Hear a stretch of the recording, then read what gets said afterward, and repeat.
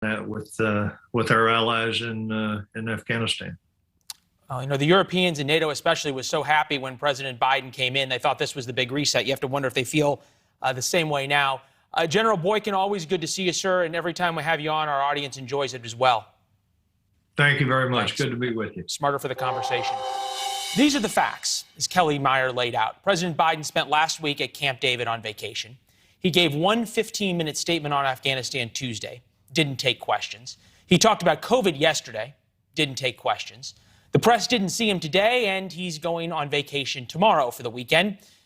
So what's the strategy here? Niall Strange, White House columnist for The Hill. Niall STANAGE, pardon me, sir. Is this a strategy, or is this just sort of the White House in denial? Well, look, I mean, I think the White House clearly, Leland, would like to turn the page from this. The problem, of course, is that you cannot turn the page while you're still enmeshed in a crisis. They haven't been able to put the crisis out yet. You know, we are all caught up with those very dramatic images that you have shown earlier in the broadcast. And so this idea that you can talk about COVID or really anything else as the President of the United States at this point, I think that's a bad and false strategy. So Biden approval rating, this was taken a couple of days ago, so you have to think that it haven't baked in the really bad images into this poll. 49.4% approve, 44% disapprove. First time he's under 50%. That would be perhaps troubling to the White House. But then you look at these poll numbers. Overall, would you say the war in Afghanistan was worth fighting or not worth fighting? All adults not worth fighting, 62%. Of Republicans, 57%, Democrats, 67%, not worth fighting. If this goes away soon enough, which it might when the last Americans leave from the front pages of the New York Times and from our broadcast, sadly, does it matter? Maybe the Biden administration can count a win on this for getting us out. I think this is an absolutely vital point, Leland. And what it really goes to is the difference between the underlying view of American involvement in Afghanistan and the execution of the withdrawal.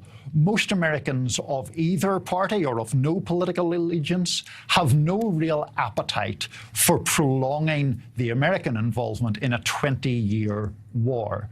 That, though, is a different question from whether people react with horror to this kind of debacle that we have seen, where there has been such a chaotic pullout. I think from the White House's perspective, the danger is that the flawed execution of the withdrawal raises other questions about the overall competence of the administration. That's where the domestic political danger lies for the president. Yeah. Chuck Todd over at MSNBC said that, I'm going to paraphrase here, but basically said, no longer can we say that Trump was the incompetent one and Biden brought competency back after seeing what happened.